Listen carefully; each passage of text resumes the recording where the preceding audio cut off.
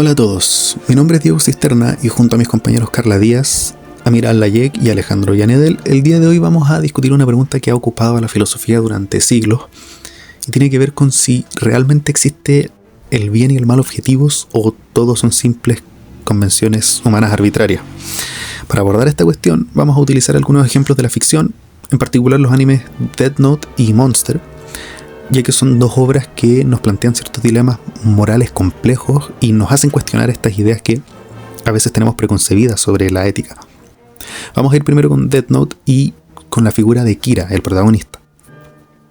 Al principio, cuando uno empieza a ver la serie, inmediatamente se nos plantea o se nos lleva a pensar que Kira es el villano, ya que se dedica a matar personas y se atribuye este derecho a decidir quién vive y quién muere, el derecho a juzgar a criminales para luego matarlos. Pero la pregunta que hay que plantearnos en este momento es: ¿desde qué fundamento podemos afirmar que Kira está equivocado o que lo que hace está mal? Porque el argumento por lo general gira en torno a que él no es quien para juzgar o no tiene la autoridad o la legitimidad para hacerlo. Y esto es más interesante aún porque luego su contraparte, L, que es el detective contratado por el Estado japonés para encontrarlo y capturarlo, lo quieren detener precisamente para luego juzgarlo y muy probablemente para que la justicia penal japonesa lo condene a muerte. Entonces, en este momento nos damos cuenta de que la discusión no gira en torno al valor intrínseco de la vida, sino más bien a quién tiene la legitimidad y el derecho a usar la fuerza letal contra el otro, básicamente.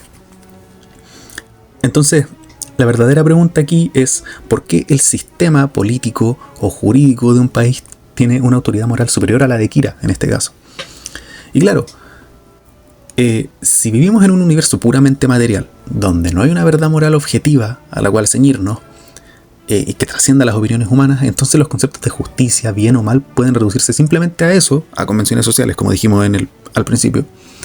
Y si ese es el caso, entonces la postura de Kira y la de sus perseguidores no serían una moralmente superior a la otra, sino como mucho sistemas morales rivales.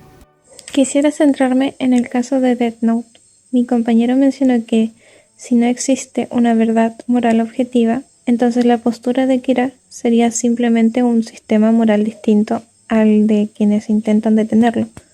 Sin embargo, creo que la propia historia nos da razones para pensar lo contrario. Al comienzo de la serie, Light afirma que quiere crear un mundo mejor eliminando a criminales. A primera vista, podría parecer que sus acciones buscan el bienestar de la sociedad.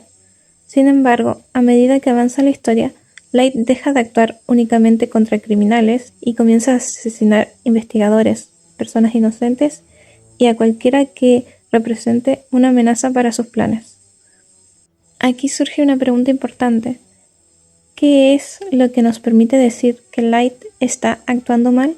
Si el bien y el mal fueran solamente convenciones humanas o preferencias personales, entonces no podríamos afirmar que sus acciones son incorrectas de manera objetiva. Tendríamos que aceptar que simplemente tiene una visión distinta de la moralidad. Sin embargo, la mayoría de nosotros reconocemos que existe una diferencia entre buscar justicia y utilizar a las personas como medios para alcanzar el poder. Incluso cuando Light cree que está actuando por una buena causa, cruza límites morales fundamentales, como el respeto por la vida humana y la dignidad de las personas. Por eso Death Note puede interpretarse como una defensa de la existencia de principios morales. La serie muestra que no todo puede justificarse por los resultados obtenidos. Algunas acciones siguen siendo incorrectas incluso cuando quienes las realizan creen que están haciéndolo bien.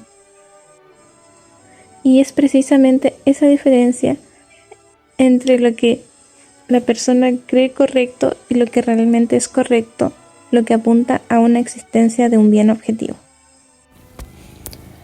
Ahora me gustaría hablar de Monster. En esta historia encontramos dos visiones completamente opuestas sobre la moralidad. Por un lado está Joe Halibert, quien representa una visión nihilista según la cual la vida humana carece de significado y en última instancia nada tiene valor moral real. Desde esa perspectiva no existirían acciones buenas o malas en sí mismas, sino solamente decisiones que cada persona toma según sus propios intereses. Por otro lado, encontramos al Dr. Tenma, que a lo largo de la serie sostiene que todas las vidas humanas tienen el mismo valor y que ninguna persona tiene el derecho de decidir quién merece vivir o morir. Lo interesante de este personaje es que esta convicción la mantiene incluso cuando enfrenta situaciones extremadamente difíciles y cuando hacerlo le va a traer consecuencias negativas para sí mismo. Aquí la pregunta es ¿por qué admiramos a Tenma y condenamos a Johan? Si el bien y el mal fueran únicamente convenciones humanas o preferencias personales, entonces ambas posturas serían igualmente válidas. Johan simplemente tendría una visión distinta del mundo. Sin embargo, todos los personajes de la historia, como los espectadores, reconocen que existe una diferencia moral real entre proteger vidas y destruirlas deliberadamente. Monster nos muestra que, incluso frente al sufrimiento, el miedo o la desesperación, vamos a seguir considerando que la vida humana posee un valor inherente. Por eso las acciones de Johan nos parecen objetivamente incorrectas y las de Tenma moralmente admirables. En conclusión, la serie sugiere que existen principios morales que van más allá de las opiniones individuales. Si no existiera un bien objetivo, no podríamos afirmar que Johan está equivocado. Simplemente pensaríamos diferente que él. Sin embargo, Monster nos lleva constantemente a reconocer que algunas acciones son moralmente malas, independientemente de quién las realice o de las ideas que las justifiquen.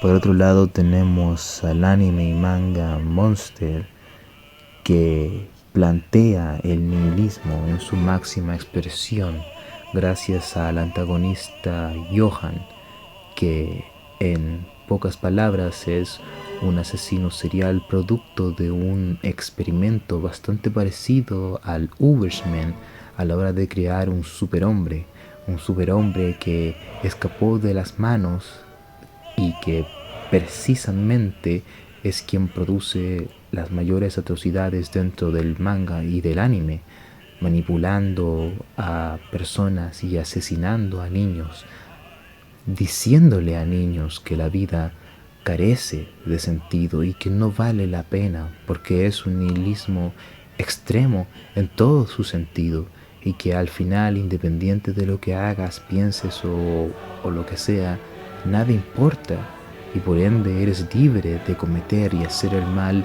como se te dé la gana. Por otro lado, tenemos al protagonista, al Dr. Tenma, un doctor que, pese a que es conocedor del nihilismo y de las dificultades del día a día y que en sí la vida no tiene sentido, tiene una bondad interna dentro de sí misma. Él se niega por completo y en su totalidad al nihilismo y tiene una postura completa y totalmente estoica. Él sigue sus propios valores, a la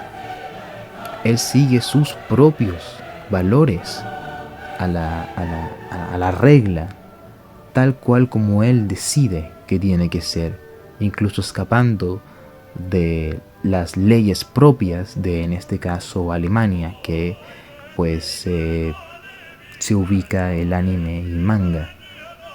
Eso quiere decir que entre el Dr. Tenma y Johan existen dos fuentes filosóficas completamente diferentes que también escapan de lo que nosotros los seres humanos hemos creado como sociedad, haciendo los personajes únicos, ambos desde el punto de vista de Nietzsche, como superhombres.